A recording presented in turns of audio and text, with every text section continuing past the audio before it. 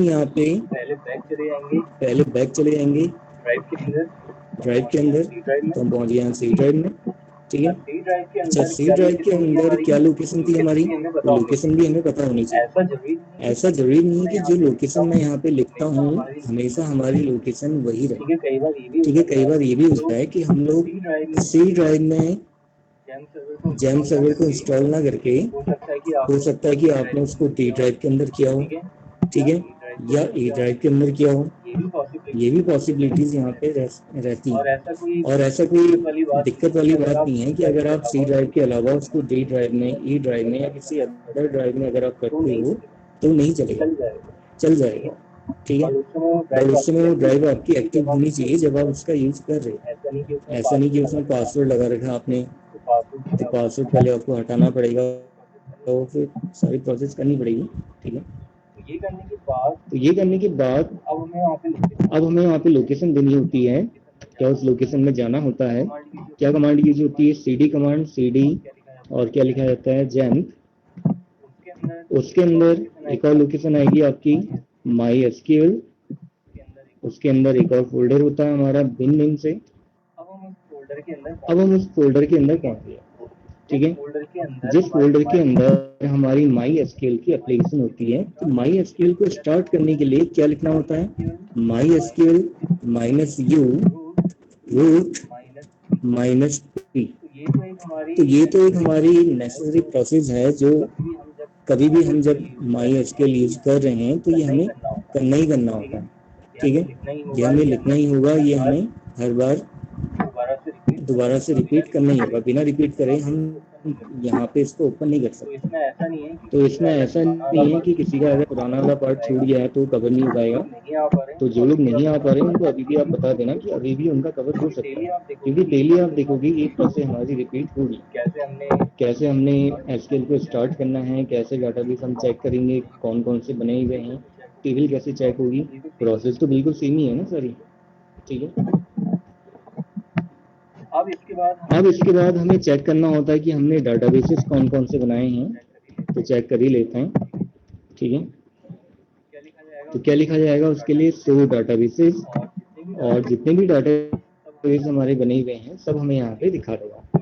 ठीक है, तो ये डाटाबेसेस हमारे बने हुए हैं। इसके अलावा अगर हम कोई नया डाटाबेस बनाना चाहते हैं, कई बार होता है कि हमें नया डाटाबेस बनाना है, तो न्यू डाटाबेस बनाने के लिए क्या हमें क्वेरी लिखनी होती है, बताइए। अब तो आप लोगों को याद हो गया होगा, क्या लिखा जाता है, क्रिएट, फिर सपोज मैंने एम्प्लॉय के नाम से बनाना है तो क्या लिखना पड़ेगा, क्रिएट के बाद क्या लिखूंगा फिर मैं, कैसे आएगी क्वेरी, क्रिएट फिर डाटाबेस आएगा। डाटाबेस से कीवर्ड समझ लो आप। ठीक है, क्रिएट डाटाबेस और डाटाबेस का नाम। सपोज हम यहाँ पे एम्प्लॉय नाम से एक डाटाबेस बनाना चाह रहे हैं। ठीक है, तो इस तरह से एक डाटाबेस वहाँ पे बना देगा। ठीक है, तो ये सारी क्वेरीज भी हमें याद होनी चाहिए, क्योंकि टेस्ट में आपकी क्वेरीज भी आ सकती हैं, MS एक्सेस से भी आ सकता है, क्योंकि सिलेबस में आपके दोनों हैं। ठीक है, वैसे तो आप लोगों का टेस्ट जो है ज्यादातर MS एक्सेस उसमें पहले पूछा जाता था, बट अब अगर आप लोगों को ये पढ़ाया जा रहा है तो उसमें दोनों चीजें आएंगी। ठीक है, तो दोनों ही पोर्शन आप लोगों को कवर करने होंगे, चाहे वो MS एक्सेस से हो या फिर MySQL से हो। MySQL में क्वेरी वाला पार्ट ज्यादा है, तो आप लोगों को एक एक क्वेरी याद होनी चाहिए। जैसे डॉस में कमांड याद हो जाती थी आप लोगों को, तो ज्यादा टफ तो नहीं। ठीक है, वही प्रोसेस है। डाटाबेस हमारा बन गया। अब अगर हमने इसमें काम करना है तो हमें क्या क्वेरी चलानी होगी, इस डाटाबेस में काम करने के लिए क्या क्वेरी लिखते थे हम, क्या लिखना होगा, कुछ याद ही हो, और डाटाबेस का नाम आ जाएगा। ठीक है, यहाँ पे डाटाबेस कीवर्ड यूज नहीं होता है, डायरेक्टली डाटाबेस का नाम आ जाता है। तो हमने लिखा है यहाँ पे यूज एम्प्लॉय, और डाटाबेस हमारा यूज में आ गया। ठीक है, तो जैसे हमारा डाटाबेस यूज में आ गया, अब हम यहाँ पे ये भी चेक कर सकते हैं कि कोई इसमें फालतू की टेबल या पहले से कोई एक प्री डिफाइंड टेबल तो बन के हुई नहीं आई, ठीक है, तो उसके लिए क्या लिखा जाता था, सो टेबल्स, एक ही क्वेरी लिखी जाएगी। यहाँ पे दिखा रहा है एम्प्टी सेट, ठीक है, यहाँ पे दिखा रहा है एम्प्टी सेट, इसका मतलब टेबल कोई भी बनी हुई नहीं है। तो अब हम टेबल बना सकते हैं। टेबल बनाने के लिए क्या क्वेरी यूज होगी हमारी, यहाँ पे जो कमांड यूज होती है हमारी क्रिएट, तो क्रिएट के थ्रू ही हमारी यहाँ पे पूरी क्वेरी बनती है, ठीक है, क्रिएट, फिर एक कीवर्ड आता है टेबल, टेबल का नाम, ठीक है, तो टेबल का नाम हम यहाँ पे EMPDET के नाम से बना लेते हैं, एम्प्लॉय डिटेल्स, एम्प्लॉय डिटेल्स की हम यहाँ पे एक क्या बना रहे हैं, टेबल बनाने जा रहे हैं। तो पहला फील्ड हम यहाँ पे बना सकते हैं एम्प्लॉय आईडी, EMP-ID। अब एम्प्लॉय आईडी जो कि क्या होता है कि यूनिक होता है, हर किसी एम्प्लॉय का जो एक एम्प्लॉय आईडी होगी वो क्या होगी, यूनिक होगी, ठीक है, तो इसीलिए हम यहाँ पे इसको एक तो क्या होगा इंटीजर। अच्छा, अब ऐसा कंपलसरी नहीं है कि एम्प्लॉय आईडी हमेशा इंटीजर में ही हो, ठीक है, किसी फॉर्म में हो सकती है, टेक्स्ट के फॉर्म में भी हो सकती है, जैसे A001 या B002 इस फॉर्म में भी हो सकती है। तो यहाँ पे क्या हो रहा है, लेटर्स भी आ रहे हैं और नंबर्स भी आ रहे हैं, ठीक है, ऐसी कंडीशन में हम एम्प्लॉय आईडी को टेक्स्ट दे सकते हैं, और टेक्स्ट दिया है हमने, तो यहाँ पे साइज देने का कोई इसमें मोटिव नहीं है, मतलब साइज वगैरह ये देने की जरूरत नहीं पड़ती है। प्राइमरी की हम जरूर यहाँ पे लगा सकते हैं कि एम्प्लॉय आईडी किसी की भी रिपीट ना हो। ऑटो इंक्रीमेंट करना चाह रहे हैं तो ठीक है, वैसे जरूरत नहीं है, यहाँ पे हम एम्प्लॉय आईडी खुद से लिखेंगे। तो ये हमारा पहला फील्ड यहाँ पे बन चुका है। दूसरा फील्ड क्या आएगा, एम्प्लॉय नेम, तो हम सिंपली यहाँ पे नेम मेंशन कर रहे हैं। अब नेम किस में होगा, टेक्स्ट में होगा, ठीक है, और टेक्स्ट का कोई साइज हमें यहाँ पे देने की जरूरत नहीं पड़ती है, मेंशन करने की जरूरत नहीं पड़ती है। अगर आप कैर दे रहे हो, वेर कैर दे रहे हो, तब हमें जरूरत पड़ती है, ठीक है, अभी इसकी जरूरत नहीं पड़ेगी। क्लियर है? इसके अलावा नेम के अलावा और क्या हमारे यहाँ पे डेटा टाइप हो सकता है, एम्प्लॉय का एड्रेस हो सकता है, ठीक है, एड्रेस को भी हम किस में लेंगे, यहाँ पे टेक्स्ट में लेंगे, क्योंकि यहाँ पे हमारा मैनुअल डेटा टाइप नहीं होता। जैसे मैंने आप लोगों को MS एक्सेस के अंदर बताया था कि एड्रेस फील्ड अगर हमारा होता है कहीं पे, क्योंकि एड्रेस में ज्यादा कैरेक्टर्स स्टोर करवाने होते हैं, तो ऐसी कंडीशन में वहाँ पे डेटा टाइप को टेक्स्ट की जगह वहाँ एक टेक्स्ट होता था और एक मेमो होता था। तो टेक्स्ट की जगह वहाँ पे उसको मेमो लिया जाता था, जबकि MySQL के अंदर थोड़ा उल्टा है। यहाँ पे अगर हमें ज्यादा कैरेक्टर्स स्टोर करवाने हैं तो टेक्स्ट लिया जाता है, कम कैरेक्टर्स के लिए हमारा कैरी यहाँ पे चल जाता है या वेर कैर चल जाता है, ठीक है। एड्रेस हो गया, एड्रेस के अलावा कॉन्टेक्ट नंबर भी हो सकता है, ठीक है, अगर हम देना चाहें तो, वैसे जरूरी नहीं है। उसके अलावा यहाँ पे एक जरूरी फील्ड जो रहता है हो जाएगा हमारा यहाँ पे डेजिग्नेशन, ठीक है, DESIG लिख लेते हैं शॉर्ट फॉर्म में, डेजिग्नेशन। और स्पेशल कैरेक्टर्स यहाँ पे काम नहीं करेंगे, इसका भी ध्यान रखिएगा। जैसे मैंने डॉट लगा दिया था, ये काम नहीं करेंगे, अंडरस्कोर ले लेता है, ठीक है। कुछ ऐसे कैरेक्टर्स होते हैं जिनको सपोर्ट करता है, हर किसी को नहीं करेगा। डेजिग्नेशन को टेक्स्ट में लिया जाएगा कि जैसे मैनेजर है, नॉर्मल वर्कर है, असिस्टेंट मैनेजर है, डायरेक्टर है, इंजीनियर है, टेक्नीशियन है, जो भी है, ठीक है। डेजिग्नेशन के अलावा हम यहाँ पे एक फील्ड उसमें दे सकते हैं बेसिक सैलरी, ठीक है, बेसिक सैलरी ये लेना होगा हमें इंटीजर में, और इसका जो साइज है ये हम दे सकते हैं 10, ठीक है। तो ब्रैकेट लगा के हमें यहाँ पे साइज देना होता है, 10 देते हैं हम इसका साइज। इसके अलावा HRA TETA, अब यहाँ पे कैलकुलेशन करने का तरीका भी थोड़ा दूसरा होता है। कैलकुलेशन वाला पार्ट जो है हमारा वो बाद में आएगा, अभी नहीं आएगा। पहले तो अभी तो हमने यही सीखना है कि टेबल कैसे बनानी है, ये चीज तो वैसे आप लोगों को आ गई, लेकिन टेबल से रिलेटेड और भी हमारी बहुत सारी क्वेरीज होती हैं। किसी कॉलम को हमने डिलीट करना है, किसी रो को हमने डिलीट करना है, कोई कॉलम हमने बढ़ाना है, कोई रो हम बढ़ाना चाह रहे हैं, बढ़ तो जाएगी, बढ़ने में कोई दिक्कत है, बढ़ाने का तरीका भी सिंपल है, इंसर्ट की के थ्रू होता है या इंसर्ट क्वेरी के थ्रू हम वहाँ पे कर सकते हैं उसको। ठीक है, तरीका आपको बताया भी था। फिलहाल हम ऐसे ही लिख सकते हैं, जैसे इंश्योरेंस है, एक फिक्स अमाउंट दे सकते हैं, तो इसको भी हम इंटीजर ही ले लेते हैं 5। तो फिलहाल हम इतने ही फील्ड यहाँ पे ले रहे हैं, एंटर करेंगे। अच्छा, देखते हैं कहाँ पे एरर आ रही है हमारी।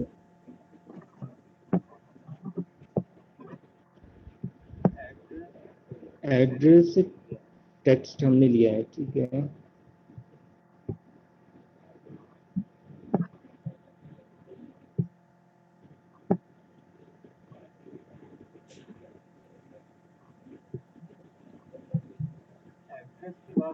एड्रेस के बाद एरर दिखा रहा है।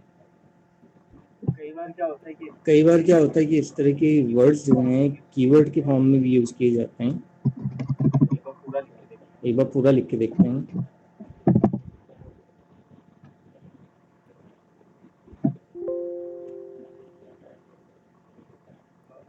एम्प्लॉय आईडी,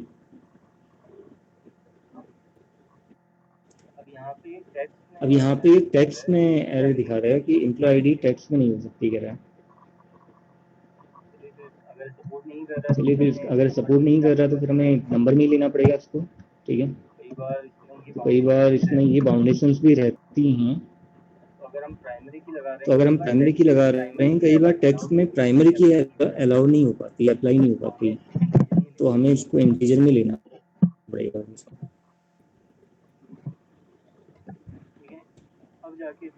ठीक है, अब जाके इसने क्वेरी को ओके दिखाया है, तो क्वेरी ओके, 0 रो अफेक्टेड, तो इसका मीनिंग ये हुआ कि यहाँ पे हमारी क्वेरी अब बिल्कुल करेक्ट हो गई है। इससे पहले आप देख लेंगे 2 एरर्स दिखाई। पहली एरर तो यहाँ पे नियर एड्रेस दिखा रहा था। ठीक है, कई बार क्या होता है कि ऐसे मैंने शॉर्ट फॉर्म में लिख दिया था यहाँ पे ADD। कई बार ऐसे जो वर्ड्स होते हैं ये कीवर्ड के फॉर्म में भी इसमें यूज किए जाते हैं। कीवर्ड मतलब ये हो गया कि प्री डिफाइंड वर्ड्स होते हैं। अब ऐसा वर्ड अगर हम यहाँ पे अपने फील्ड के लिए यूज कर रहे हैं जो पहले से डिफाइंड है, तो वहाँ पे एरर आ सकती है। ठीक है, दूसरा, यहाँ पे हमने एक और मिस्टेक कर दी थी। मिस्टेक क्या थी, कई बार होता है कि ऐसा हो, प्राइमरी की जो है जिस फील्ड में हम अप्लाई कर रहे हैं, टेक्स्ट को कई बार वो कैलकुलेट नहीं कर पाता है, उसकी कई बार ऐसे लेंथ चेक नहीं कर पाता है, या फिर क्योंकि थोड़ा बहुत डिफरेंस ये आ सकता है ना उसमें, तो वहाँ पे वो लेंथ भी चेक नहीं करता एक्चुअल में, वो ये चेक करता है कि सेम वहाँ पे बिल्कुल है या नहीं है। और न्यूमेरिक केस में ज़्यादा ये प्राइमरी की अप्लाई की जाती है, तो इसलिए वो कह रहा है कि टेक्स्ट ना होके वहाँ पे इंटर रखो इसको। ठीक है, तो तब हमने इसको चेंज किया यहाँ पे। ठीक है, उसके बाद हमारी क्वेरी सही होगी। अब हम चेक कर लेते हैं टेबल को चेक करने का तरीका। दोबारा से क्वेरी हम यहाँ पे चला रहे हैं, क्या लिखा जाता है उसके लिए, सो टेबल्स। ठीक है, तो अब हमें यहाँ पे दिखा रहा है कि एक टेबल हमारी बन चुकी है। इससे पहले जब हमने एक क्वेरी चलाई थी यहाँ पे सो टेबल्स वाली, तो यहाँ पे दिखा रहा था एम्प्टी सेट। इसका मतलब कि यहाँ पे कोई भी क्वेरी नहीं, सॉरी कोई भी टेबल नहीं। ठीक है, तो जब हमने टेबल बनाई, टेबल बनाने के बाद चेक किया, तो तब हमें यहाँ पे दिखा रहा है कि जो एम्प्लॉय हमारा यहाँ पे डाटाबेस है, इसमें कौन कौन सी टेबल्स हैं। टेबल्स इन एम्प्लॉय डिटेल्स के नाम से टेबल। दूसरा ये भी आप चेक करना चाह रहे हो कि एम्प्लॉय वाली टेबल जो हमने बनाई है डिटेल्स वाली, क्या क्या उसके फील्ड हैं, कौन कौन सी वैल्यू कंटेन कर रहे हैं, एक बार चेक करना जरूरी है। क्योंकि वैल्यू इंसर्ट करने से पहले अगर आप चेक नहीं करोगे, तो वैल्यू इंसर्ट करने में कई बार आपको एरर भी दिखा सकता है। ठीक है, तो डिस्क्राइब क्या करना होगा, टेबल का नाम। ठीक है, तो हमें लिखना होगा डिस्क्राइब एम्प्लॉय डिटेल्स, ये हमें लिखना होगा। ठीक है, और हमें यहाँ पे दिखा देगा एम्प्लॉय आईडी पहला फील्ड था हमारा, इसमें यहाँ पे इसने लिए हैं इन, और नल कह रहा है कि नो।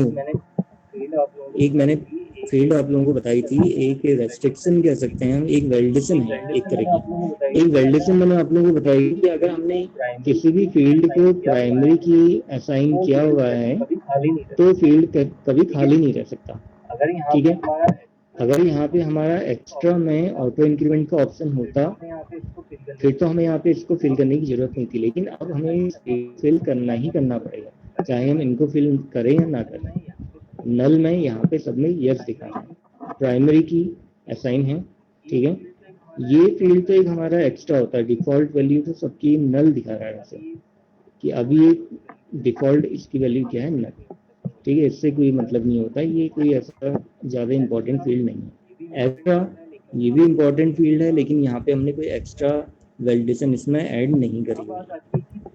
अब बात आती है कि टेबल में डेटा को कैसे इंसर्ट करना है। तो इसके लिए लास्ट टाइम हमने यहाँ पे क्वेरी यूज करी थी इंसर्ट, ठीक है, कि टेबल में हमने डाटा इंसर्ट करना है तो उसके लिए यहाँ पे इंसर्ट क्वेरी ही आएगी। तो इंसर्ट इनटू, फिर आ जाएगा टेबल का नाम एम्प्लॉय डिटेल्स, ठीक है। हमें ये देना होगा कौन कौन से फील्ड हमें यहाँ पे फिल करने हैं। तो पहला फील्ड हमें यहाँ पे देना है एम्प्लॉय आईडी, दूसरा हमने देना है नेम, तीसरा हम यहाँ पे फिल करने जा रहे हैं एड्रेस, फिर हम फिल करने जाएंगे यहाँ पे डेजिग्नेशन, उसके बाद हम फिल करेंगे फिर यहाँ पे बेसिक सैलरी। तो जो भी फील्ड आप वहाँ पे इंसर्ट करवाने जा रहे हो ये बताना जरूरी है पहले, ठीक है। फिर हम फिल करेंगे इंश्योरेंस अमाउंट। तो जब भी आप यहाँ पे डेटा फिल कर रहे हो, ठीक है, तो आपको क्या करना होगा यहाँ पे,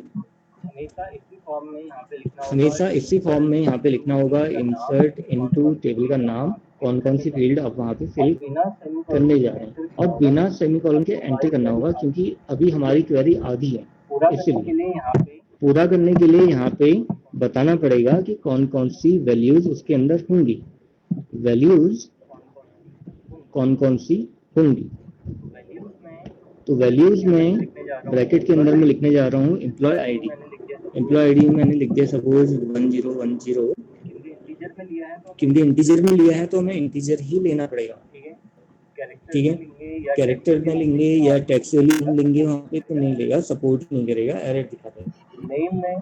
नेम में अब नेम को मैंने आपको बताया था कि डबल कोट्स के अंदर लिखना होगा, हमने नेम में यहाँ पे लिख दिया इसी।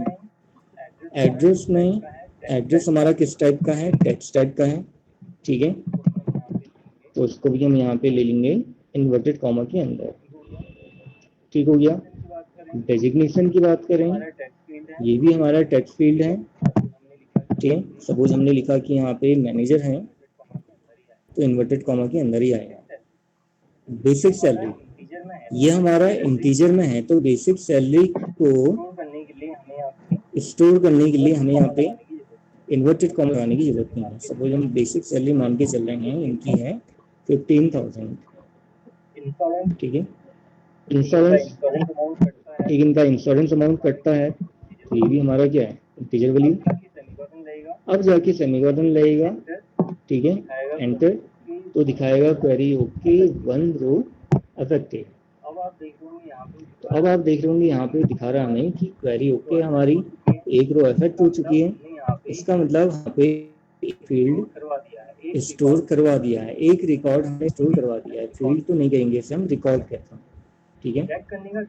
चेक करने का क्या तरीका है इसका, लास्ट टाइम हमने कैसे चेक किया था, याद है आप लोगों को कुछ, किस तरह से हमने चेक किया था, क्या क्वेरी चलाई थी इसके लिए हमने, ये सब आप लोगों को लिख के भेजी भी। तो अगर आपको याद है तो बताइए क्या क्वेरी चलाई जाती है इसके लिए, क्या लिखना पड़ेगा। सर हटाना है क्या, हटाना नहीं है, देखना है, पूरा चेक करना है मुझे कि अभी तक इसमें क्या मैंने किया हुआ है, कौन कौन सा रिकॉर्ड मेरा इंसर्ट है, वो चेक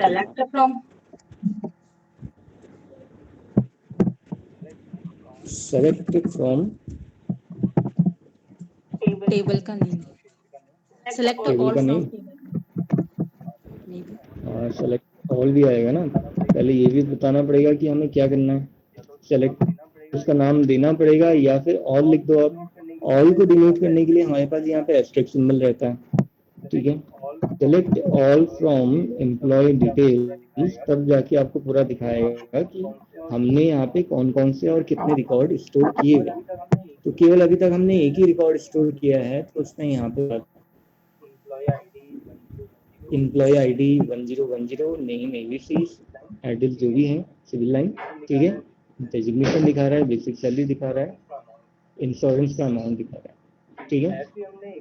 ऐसे हमने एक और रिकॉर्ड यहाँ पे इंसर्ट करवाना है, तो क्वेरी वही रहेगी। इसके लिए पहले क्या लिखना पड़ेगा हमें, इंसर्ट इनटू, टेबल का नाम आ जाएगा और जो भी फील्ड हम इंसर्ट करवाना चाह रहे हैं, ठीक है। तो अगेन हमने रिपीटेड वही सारे फील्ड यहाँ पे स्टोर करवाने हैं, उनकी वैल्यूज हमने स्टोर करवाना है। तो हमने दोबारा से भी क्वेरी लगाई, ठीक है।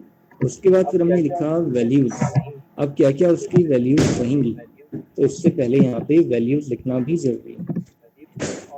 वैल्यूज और ब्रैकेट में क्या वैल्यू होगी, तो यहाँ पे हमने लिखा 1011। एम्प्लॉय का नाम चेंज हो जाएगा। सपोज हमने यहाँ पे नाम दे दिया इसका MNO, और एड्रेस चेंज हो जाएगा।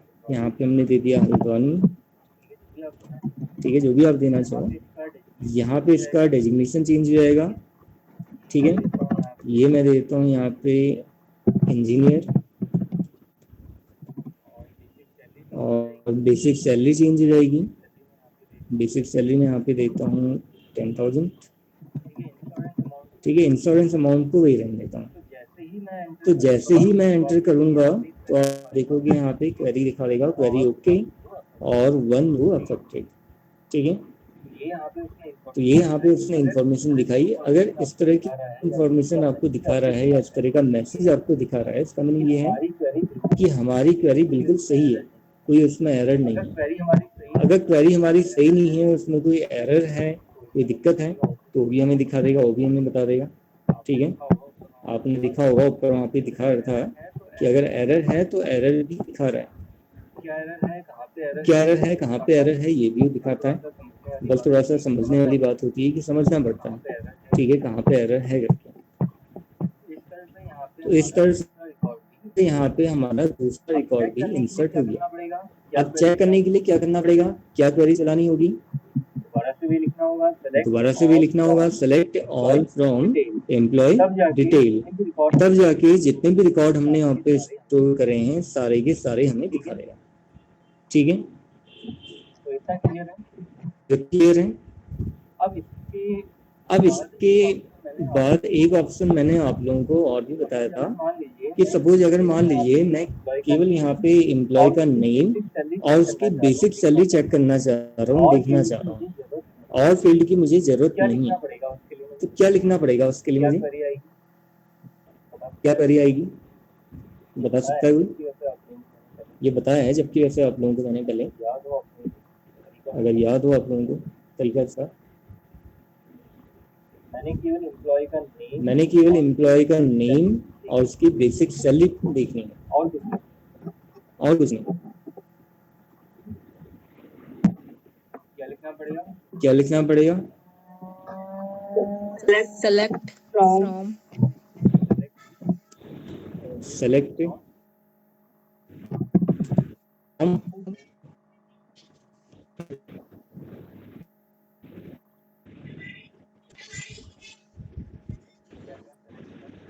फिर क्या आएगा, सेलेक्ट फ्रॉम एम्प्लॉय डिटेल।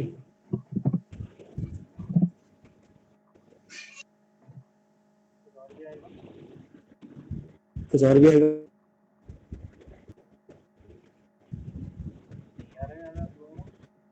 नहीं आ रहा है आप लोगों को? अब देखिए जब भी हम कोई क्वेरी चलाते हैं, जैसे अगर हमको पूरा देखना होता है तो उसके नीचे आता है ऑल। अब मैंने सबको नहीं देखना है, ऑल कॉलम्स को नहीं देखना है या ऑल डाटा में नहीं देखना है, मैंने केवल यहाँ पे चेक करना है नेम और बेसिक सैलरी। तो वहाँ पे पर्टिकुलर कॉलम का क्या आ जाएगा, नाम आ जाएगा।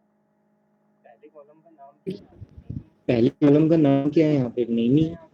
दूसरे कॉलम का नेम क्या है यहाँ पे, बेसिक सैलरी। तो अलग से मुझे यहाँ पे मेंशन करना जरूरी है, तब जाके जो पर्टिकुलर वही दिखाएगा जो मैं देखना चाह रहा हूँ। नहीं तो पूरा दिखा देगा ना, सेलेक्ट ऑल करके तो पूरा दिखा देगा। तो ये ऑप्शन आप भी कह सकते हो फिल्टर करने के लिए भी काफी अच्छा ऑप्शन है इसके अंदर, कि हम इस तरह से यहाँ पे रिकॉर्ड को फिल्टर करके भी चेक कर सकते हैं। अरेंज करके भी आप चेक कर सकते हो, रीअरेंज करके भी आप चेक कर सकते हैं। ठीक है, अरेंज करना वो सारी प्रोसेस तो बाद में आएगी, वो फिर बताऊंगा मैं आपको कैसे होगा अरेंज। असेंडिंग ऑर्डर में, डिसेंडिंग ऑर्डर में ज़्यादा कुछ करना नहीं होता, उसके लिए अलग अलग हमारे यहाँ पे क्लॉजेज यूज होते हैं। क्वेरी के अंदर ही हमारे कुछ ऐसे क्लॉजेज यूज होते हैं या कीवर्ड्स यूज होते हैं जिन्हें हम क्लॉज कहते हैं। उनका यूज करके हम यहाँ पे किसी भी कंटेंट को प्रॉपर एक सीक्वेंस में, एक ऑर्डर में ला सकते हैं। ठीक है, एम्प्लॉय आईडी के बेसिस में या नेम के बेसिस में या एड्रेस के बेसिस में। ठीक है, ये हम कर सकते हैं। तो इतना तो क्लियर है आप लोगों को। अब मान लीजिए अगर मुझे यहाँ पे रिकॉर्ड के बेसिस में चेक करना है, मैंने केवल पहले वाले एम्प्लॉय की ही यहाँ पे या एम्प्लॉय 1011 का ही रिकॉर्ड यहाँ पे चेक करना है, तो इसके लिए मुझे क्या लिखना पड़ेगा?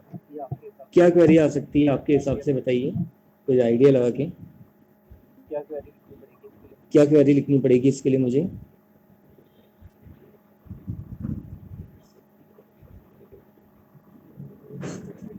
कुछ आइडिया दे सकते हैं? क्या क्वेरी लिखूं इसके लिए यहाँ पे मैं?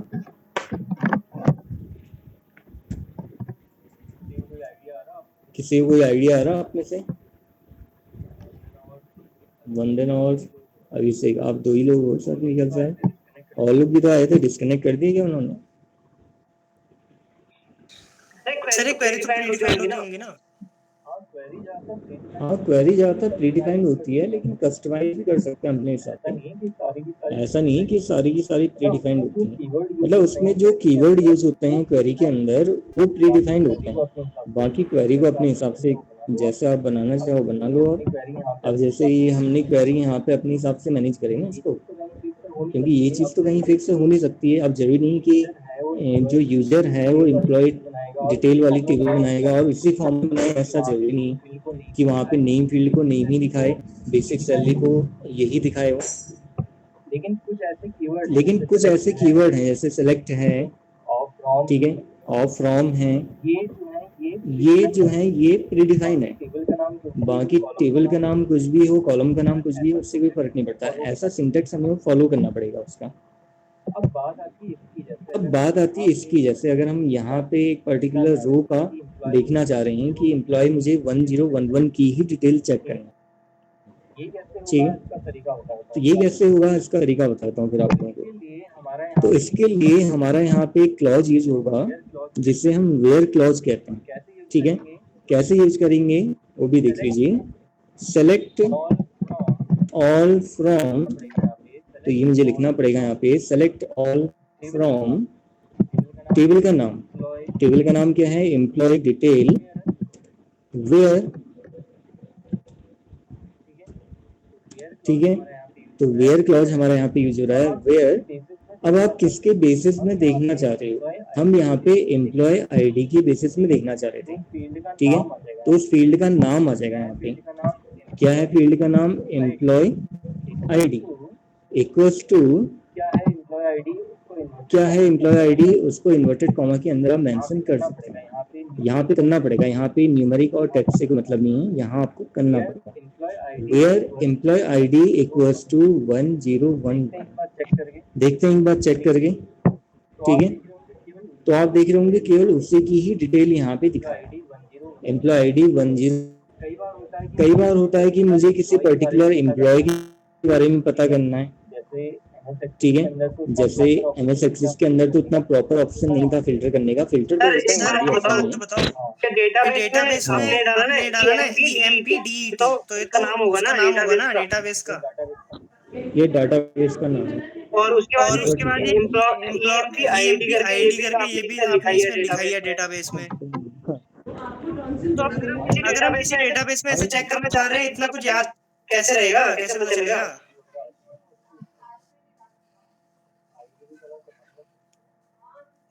अभी सर ये प्रैक्टिकल यूज में तो ये बिल्कुल बेकार हो गया हमारे लिए।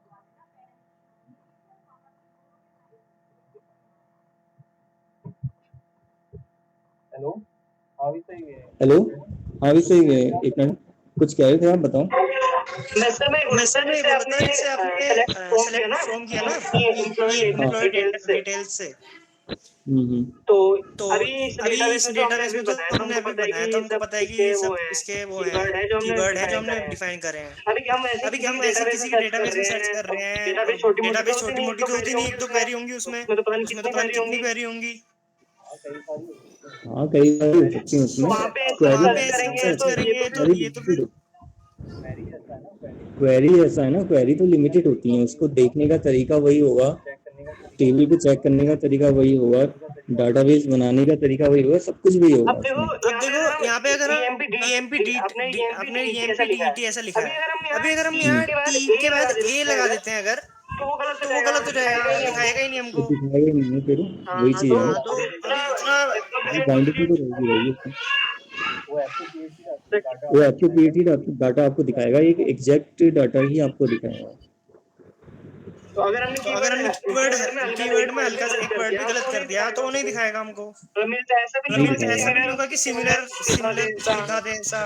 सिमिलर सिमिलर नहीं दिखाएगा ना हाँ फिर। तो हाँ तो एग्जैक्ट आपको देना पड़ेगा हमको उसको देना कीवर्ड पड़ेगा एकदम। उसको कीवर्ड एकदम। देना पड़ेगा, एग्जैक्ट आपको देना पड़ेगा। ये उस चीज के लिए ज्यादा अच्छा ऑप्शन है ना कि सिक्योरिटी वाइज ये ऑप्शन ज्यादा बेस्ट है देखा जाए तो। तो जिसको अब आप जिसको कोई सारा याद डेटाबेस होगा याद वही कर होगा पाएगा वही इसको कर हैंडल। पाएगा इसको हैंडल।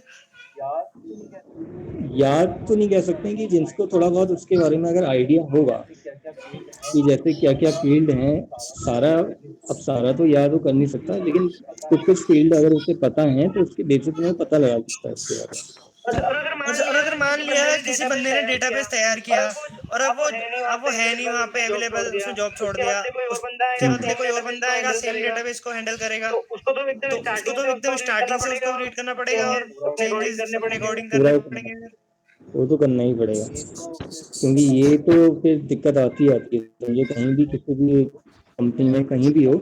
लेकिन ऐसे तो होता नहीं है, खैर अपना वर्क अगर जिसको भी हो, अपना काम अगर वो छोड़ के जा रहे हैं, जॉब छोड़ के जा रहे हैं, तो अपना काम किसी ना किसी को हैंड ओवर करके ही जाएंगे। समझा के समझा के ऐसे तो मतलब अपनी बता के क्या कंपनी को छोड़ कराए। के चलेगी, तो ये तो प्रोसेस में फॉलो नहीं पड़ती हैं। इन्हीं चीज़ों के बेसिस में ही तब जाके प्रॉपर एक डाटाबेस बन पाता है। अब डाटाबेस बनाने का नहीं तो फायदा ही है कि हर कोई उसको एक्सेस कर पा रहा है, आई वही थिंक चीज़ है। डेटाबेस तैयार करने में कोई प्रॉब्लम वाली नहीं आने प्रॉब्लम वाली, प्रॉब्लम ये हैंडल मैनेज करने में ही आएगी आई थिंक। हाँ मैनेज करने में बनाने में तो खाली बस क्वेरी डालो और क्रिएट हो जाता है, वो हो जाता है टेबल वगैरह, दो ही वही चीजें हैं। चीज़ है।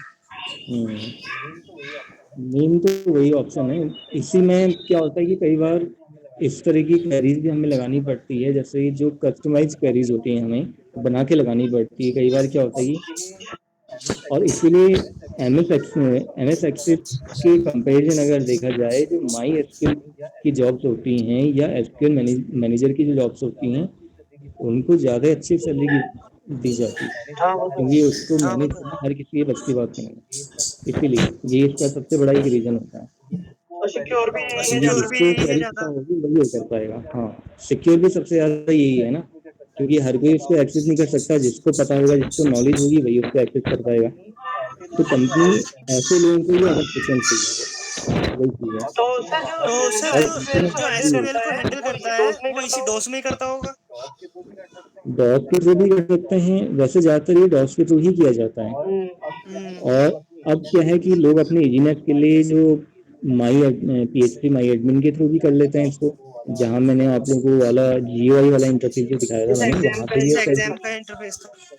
हाँ जैम का जो GUI वाला इंटरफेस था वहाँ, कई बार होता है जिसको डॉट्स में काम करना पसंद नहीं है तो वहाँ से कर सकता है, क्योंकि वहाँ पे भी तो क्वेरी लगानी पड़ती है, वहाँ पे भी काम क्वेरी में हो रहा है, यहाँ भी काम क्वेरी में हो रहा है, बात एक ही है, इंटरफेस क्या चेंज आ रहा है। सबसे ज्यादा इसीलिए इसी को आप यूज किया जाता है, MySQL डाटाबेस का बहुत ज्यादा यूज होता है इसलिए।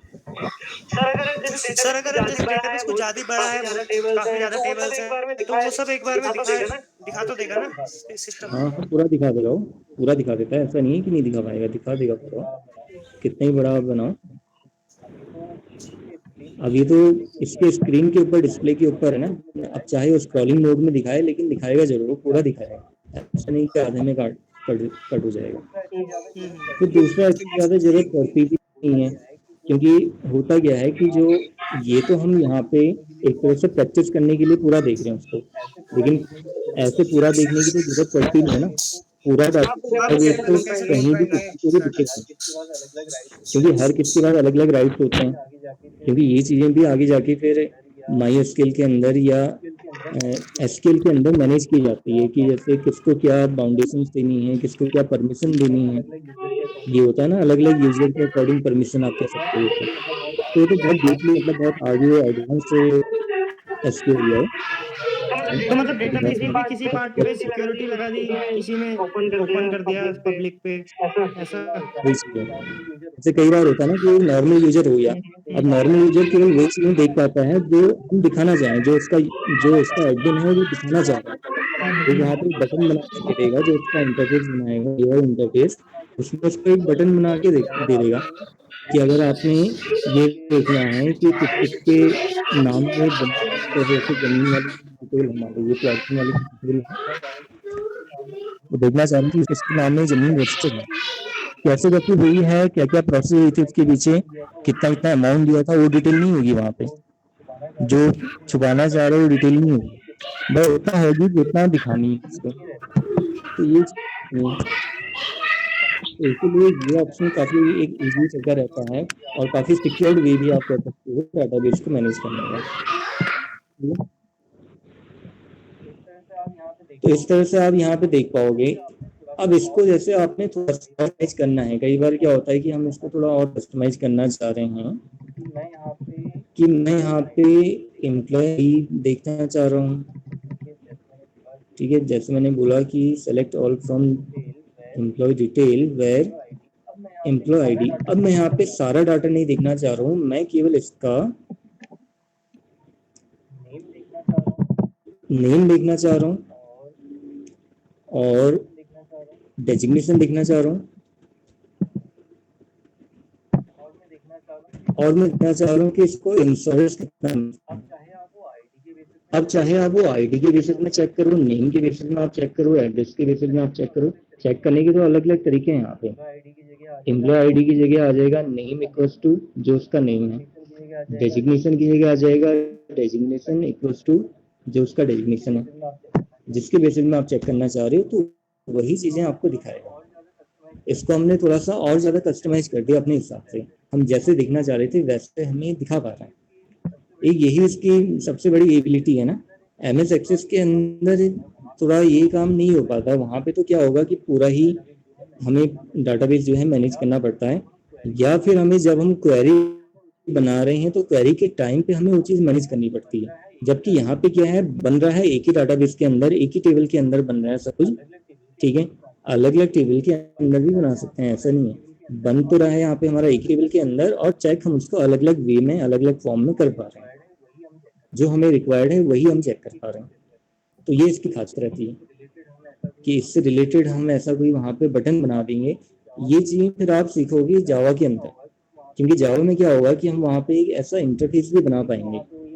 कोडिंग तो वहाँ पे वही रहती है, HTML की कोडिंग रहती है, जैसे कि हमने कोई एक वेब पेज बनाया या कोई फॉर्म बनाया, अब उस फॉर्म में हम चाह रहे हैं कि फॉर्म का डाटा एक तो हमारा सबमिट हो जाए, दूसरा यूजर अगर उस बटन पे क्लिक करे कि हमने एक पर्टिकुलर बटन बना दिया स्टूडेंट डिटेल्स का, कि यूजर्स बटन में क्लिक करे तो स्टूडेंट डिटेल में स्टूडेंट का नेम, क्लास और जो भी इसके जो रिक्वायर्ड फील्ड हैं, मेन फील्ड, मतलब हम सारे नहीं भी दिखाना चाह रहे हैं तो वो फील्ड सारे दिखा दे। तो ये सब क्वेरी की फॉर्म में ही, क्वेरी की बेसिस में ही होता है। तो ये सब आप सीखोगे सेकेंड सेमेस्टर के अंदर आएगा कि इसको हम किसी भी वेबसाइट के अंदर कैसे वहाँ पे यूज कर पाएंगे इसको। ठीक है, तो इसको आप ट्राई करके देखना। फिर आज के लिए इतना ही करते हैं। इसमें और ऑप्शंस भी आते हैं। डिलीट करना तो मैंने आप लोगों को पहले ही बताया था, एक बार और बताया था तरीका डिलीट करने का। देखिए, डिलीट करने के लिए सिंपल सी हमारी क्वेरी रहती है ड्रॉप टेबल। अगर हमने टेबल को डिलीट करना है, ऐसा नहीं है कि अगर हम डाटाबेस को डायरेक्टली डिलीट करना चाहें तो नहीं होगा, हो जाता है। ठीक, कर ही लेते हैं। हमने यहाँ पे लिखा ड्रॉप डाटाबेस और डाटाबेस का नाम। डाटाबेस का नाम है हमारा यहाँ पे एम्प्लॉय। ठीक है, तो उसमें दिखाया है क्वेरी ओके, 1 रो अफेक्टेड। अब अगर मैं यहाँ पे चेक करता हूँ कि एम्प्लॉय नाम का डाटाबेस हमारा वहाँ पे है या नहीं है, ठीक है, तो यहाँ पे दिखा रहा है। इसका मतलब कि उसने टेबल के साथ साथ हमारा वहाँ पे डाटाबेस भी पूरा का पूरा डिलीट कर दिया। तो एक हमारा स्टूडेंट नाम से भी है डाटाबेस यहाँ पे, तो अभी तो दिखा रहा है। अगर मैं इसको भी डिलीट करना चाह रहा हूँ तो हमने यहाँ पे लिखा डिलीट डाटाबेस और स्टूडेंट, एंटर किया, क्वेरी ओके दिखा रहा है तो डिलीट कर दिया। अब हमारा यहाँ पे डिलीट हो चुका है। दोबारा से चेक चलाएंगे सो डाटाबेसेस की तो यहाँ पे डिलीट हो जाएगा। तो ये इसका फायदा है यहाँ पे। ठीक है, विद इन सेकेंड आप कह सकते हो। यहाँ पे बहुत ज्यादा टाइम भी नहीं लग रहा है क्वेरी को एग्जीक्यूट करने में।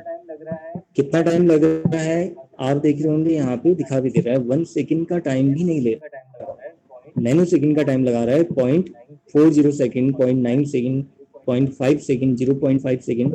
ठीक है, अभी डेटाबेस छोटा ही है, इस वजह से कम टाइम ले रहा है। इस वजह से भी थोड़ा कम टाइम ले रहा है। डाटाबेस जब हमारा बड़ा हो जाएगा तो फिर थोड़ा बहुत टाइम तो लेगा ही, क्योंकि डेटाबेस को पूरा चेक करेगा, हर एक फील्ड को, हर एक रिकॉर्ड को वहाँ पे चेक करेगा। फिर जो फील्ड हमें वहाँ पे रिक्वायर्ड है, जो कॉलम हमें वहाँ पे रिक्वायर्ड है, उसको हमें एक्सेस करके देगा फिर। ठीक है, खैर ये चीज़ तो मैटर नहीं करती है कि कितने टाइम में हमें एक्सेस करके दे रहा है, लेकिन ये जरूर मैटर करता है कि हमें एक्सेस करके दे रहा है। मेन यही होता है ना कि अगर कहीं पे भी हम कोई वेबसाइट बना रहे हैं, उस वेबसाइट के अंदर यूजर जिस डाटा को सर्च करना चाह रहा है वो डाटा उसके पास आ पा रहा है या नहीं आ पा रहा है। मेन मोटिव वही है। ठीक है, तो इस तरह से हम यहाँ पे काम कर पाएंगे। एग्जिट करना है, क्लोज करना है, तो उसके लिए क्वेरी हमारी वही रहेगी। हमें यहाँ पे एग्जिट लिखना होगा। हम MySQL से बाहर आ गए, डॉस से बाहर आना उसका तरीका भी आपको पता ही है। यहाँ पे सिंपली एग्जिट हमें लिख देना होता है। ठीक है, तो कोई डाउट तो नहीं है फिर आप लोगों को आज जो मैंने बताया इसके बारे में?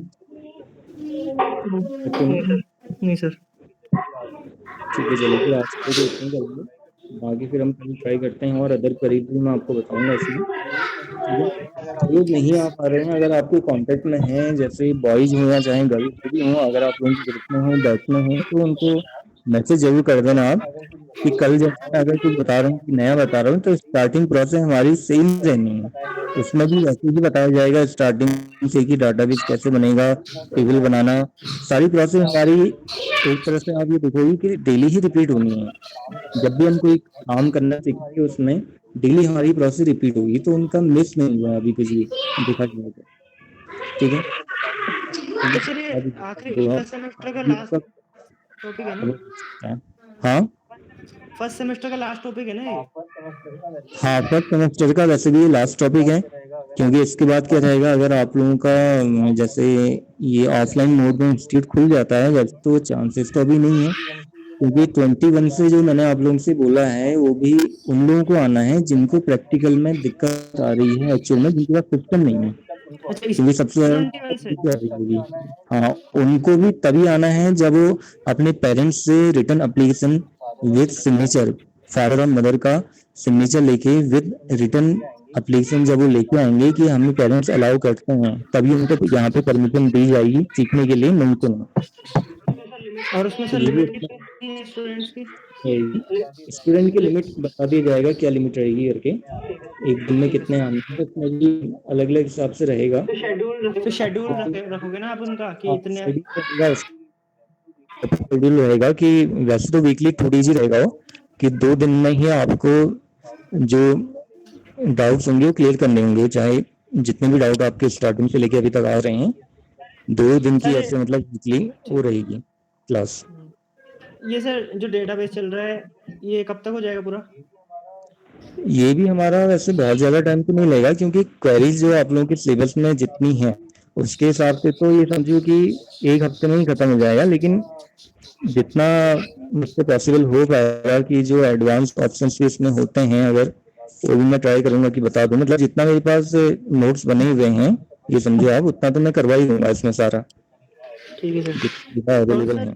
ये जो बुक दी थी ना डेटाबेस वाली, सर इसमें मुझे ये मिल जाएंगे क्या क्वेरी इसमें स्टेटमेंट्स? कुछ कुछ चीजें तो आपको मिल जाएंगी, सारा सारा तो नहीं मिल पाएगा, लेकिन बेसिक काफी सारे ऑप्शंस आपको, हाँ बेसिक इंफॉर्मेशन आपको वहाँ पे अवेलेबल हो जाएगी। कई बार क्या होता है कि कैलकुलेशन पार्ट वाला उसमें गिवन नहीं होगा, कैलकुलेशन वाला जो पार्ट है हमारा, ये भी थोड़ा इसमें टिपिकल पार्ट है एक, क्योंकि आजकल इसमें हाँ कैलकुलेशन वाला पार्ट मैंने अभी करवाया भी नहीं है, वो बताया भी नहीं है। एक तो नॉर्मल कैलकुलेशन होती है जो हो जाती है वैसे बिना किसी रिकॉर्ड के बनाए, बिना किसी थ्योरी के बनाए, उसका भी आइडिया मैं देते रहूंगा धीरे धीरे कैसे होता है।